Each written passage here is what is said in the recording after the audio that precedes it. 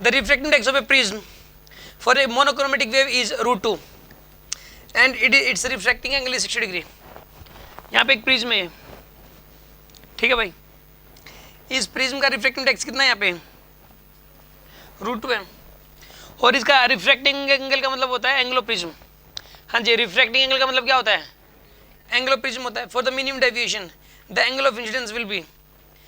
For delta minimum, अगर for क्या पूछा इसने, for delta minimum angle of incidence की वैल्यू पूछी, क्या हो जाएगी, angle of incidence will be delta minimum के लिए आई की वैल्यू क्या आएगी इसके अंदर। अच्छा एक बात बताइए आप मुझे, इसमें डेल्टा मिनिमम आ रहा है तो इसका मतलब क्या हुआ बताइए, आई इक्वल टू ई है, आई इक्वल टू ई है, यहाँ पे R1 इक्वल टू R2 है, सीधी सी बात ये है, यानी कि R1 इक्वल टू R2 है, यानी यहाँ पे एक लाइट रे पड़ी ऐसे, ये ऐसे गई और फिर उसके बाद ये ऐसे मुड़ गई, ये एंगल R1 है और ये वाला एंगल R2 है और दोनों की वैल्यू बराबर है, मानते हो, तो दोनों 30 हो जाएंगे यहाँ पे, तो ये वाला एंगल कितना हो गया यहाँ पे 30 और ये वाला एंगल भी कितना वैसे 30 है। बाहर वाला अगर मीडियम नहीं दिया हुआ तो 1 मानते हैं हम लोग, प्रिज्म एयर में ही रखा हुआ होता है, प्रिज्म एयर में ही रखा हुआ होगा, अगर ना दिया हुआ तो हम एयर ही मानते हैं। अब बाहर वाला रिफ्रैक्टिंग इंडेक्स 1,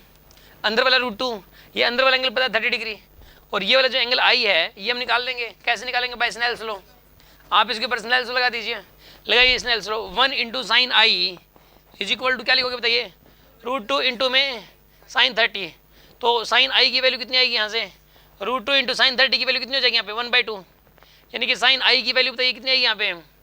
1/√2, तो i की वैल्यू कितनी हो जानी चाहिए 45 डिग्री, i की वैल्यू 45 डिग्री हो जाएगी यहाँ पे। हाँ जी, कोई डाउट है किसी के मन में।